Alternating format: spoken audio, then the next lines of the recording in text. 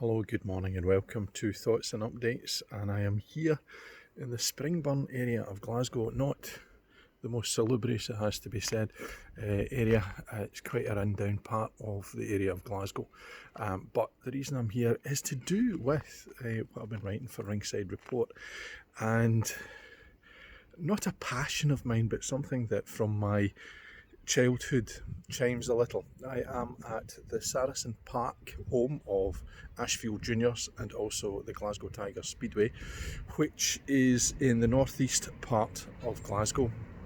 And the reason I'm here is because when I was doing some research for another fighter, I discovered a Scottish fighter, Jackie Paterson, who at the age of 8 went off to America, came back in his teenage years, worked in the shipyards here, but in the early part of his career fought here at Saracen Park in 1938-1939. He had 4 fights, and there's a kind of an interesting kind of legacy about Saracen's Park here, because Glasgow Tiger Speedway relocated here in 1999 from Shawfield Park Stadium, which was also the home of Clyde Football Club at one point, and also the home of greyhound racing now.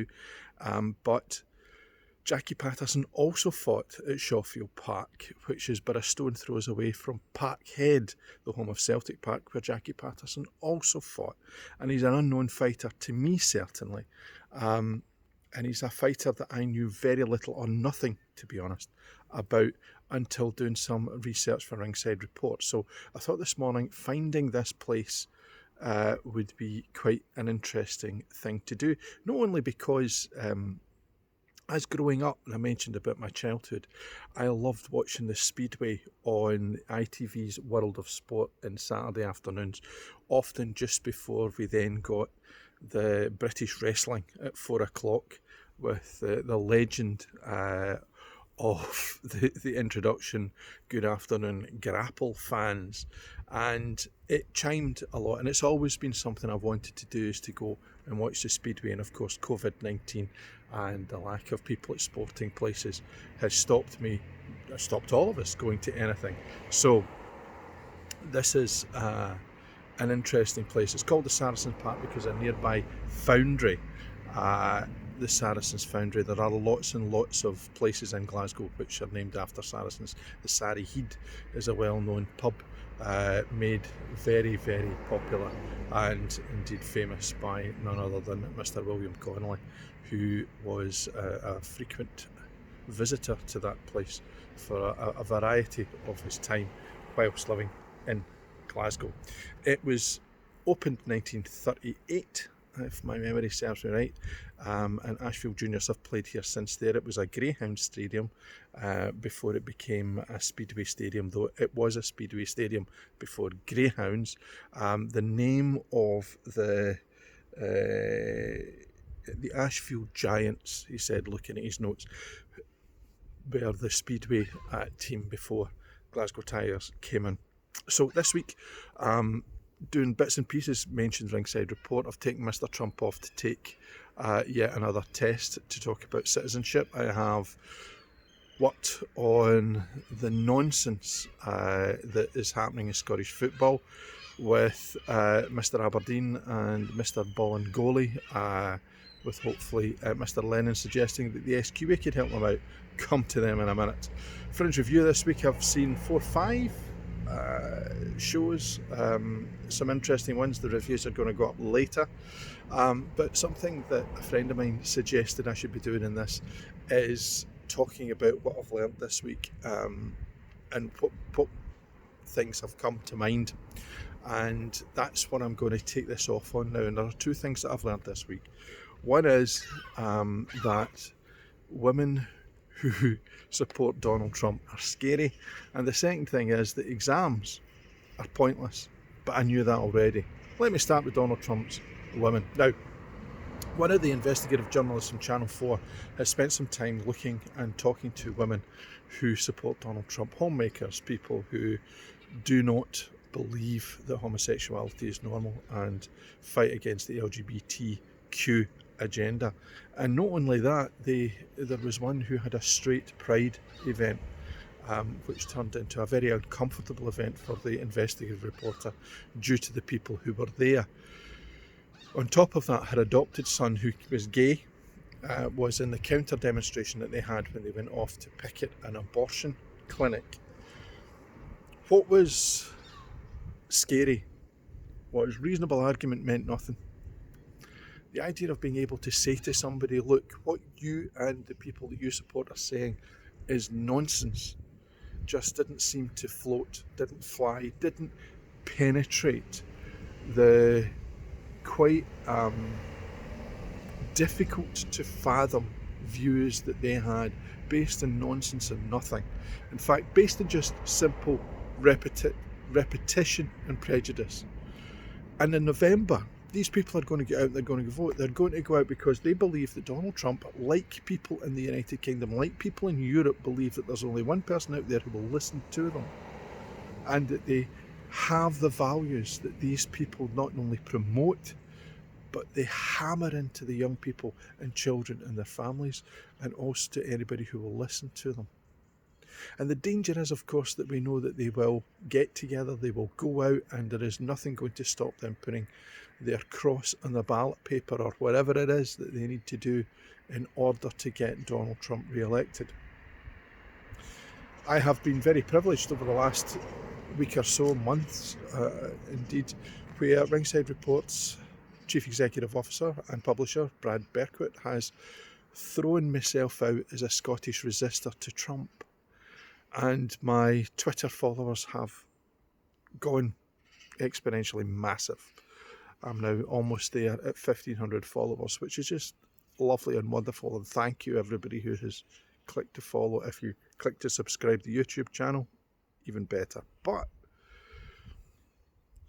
the number of people who have joined a movement in order to stop Donald Trump becoming the president once more has to not only be a movement for just now, but a movement for change. Dolly Parton has come out and said that Black Lives Matter in a very rare political statement. Why does that matter? It matters because in single issues people can unite. But once the single issues have lost their lustre, once they are gone, once the election of Trump or Joe Biden has been settled, what comes next? And there needs to be thought given to that. Because the women who support Donald Trump, indeed Donald Trump supporters, won't go away. And that means re-engagement, that means talking to, that means getting in contact with, that means working in the heartland and reconvincing people who have been laid off, made redundant, feel that they have a right to be prejudiced because their own lives matter less to the politics of the day, are re-engaged and brought back in. In the United Kingdom, we've seen that with the rise of right-wing organisations like Brexit, the Brexit Party, and UKIP. It was precursor before that. And even before that, the British National Party. Now, I'm not equating these three parties as the same, but what I'm saying is that they're part of a wave of people who feel disenchanted and disenfranchised from the norm. And what that means is that they create a group who feel that nobody can talk to them, so they stop listening. And what we need to do is to break down that barrier and get them to start listening, because most of them come from areas such as the one I'm standing in today, where they're good people, just angry, left behind. Now, the second thing I learnt this week was something I knew already, and that is exams are purposeless.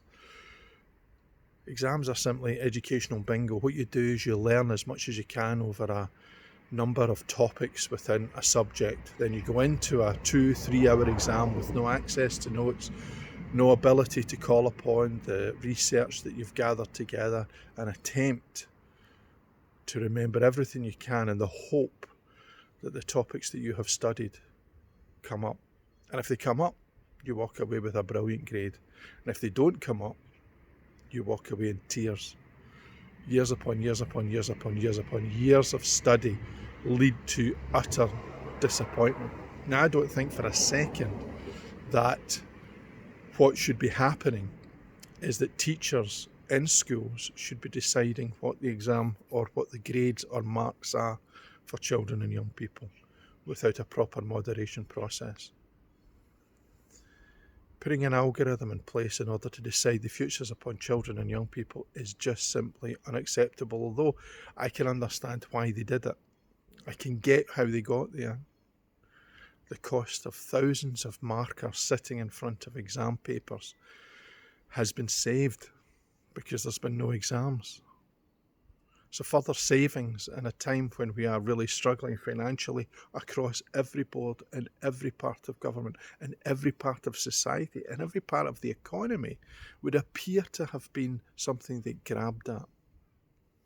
So up in Scotland, thanks to politics, Scottish children and young people got their grades changed. The downgrading, which saw over 15% downgrading in areas such as the one I'm standing in, whereas more affluent areas a downgrading of about 5 to 6%, has been altered. And we have the best exam or best grade results ever. Of course we do. But we should have had proper moderation. Down in England, the A-level results have come out and 40%, 4 in 10 children and young people, again disproportionately high within working class and lower economic status areas, have had their marks downgraded. And the General Secondary Education Certificate, the GCSE, General Certificate of Secondary Education, is about to come out next week. And already we know that the government has downgraded the results of children and young people. Why? Because they don't believe they can match an exam. Why are we trying to match an exam? We should take the opportunity now to say that internal assessment of children's abilities, young people's ability as they progress through their subject is far more important. And we need to accept not that teachers have the right to decide what their pupils are going to get, but that there is a proper process of moderation where you take 100 children and young people, you sample 10, and if they're good, we're good to go. That's what they do with the exams. Or the non-examinable assessment, or folios in Scotland, NEAs in England, the coursework is used so that young people, children, have an opportunity to work towards an agreed project that is then assessed independently, and on that basis they get a mark which covers the whole of their course, not just little bits of it. But that is not an economically efficient way of doing it. But it is an educationally robust way of ensuring that children and young people walk out with Highers, A-levels, GCSEs, qualifications that truly mean something, rather than just the bingo of hoping that somehow what they get is what they deserve. Now in Scotland, it took politics to change it all. And politics is something that has been in sport for so long. And one of the things that was in politics, it was in sport for, was good old Michael Conlon. And last night he entered a ring and he destroyed his opponent with nobody in the venue at the York Hall to watch him apart from those involved in boxing. He famously walked off at the Olympics after having lost a fight against a Russian because it was unfairly marked, and he was marked down. A fitting connection between that and being here in an area of Glasgow where I've got no doubt that children and young people about a week or so ago opened up the results from SQA and were equally disappointed. Michael Conlon fought back. In America, Donald Trump supporters need to be fought back against. And for the future of education, I believe that we need to fight also to ensure that what we get is fairness for everybody. And that fight was won in Scotland thanks to the Green Party supporting the Education Secretary, who was facing a motion of no confidence. But the cost of their support was reverse the decision to downgrade children and young people. Fingers crossed that that fight ends up in England and Wales and in Northern Ireland being won by fairness too. So, from the site of some boxing in the 1930s until next week, let me know where you would like me to be. Keep it clean and subscribe. Until then, it's bye for now.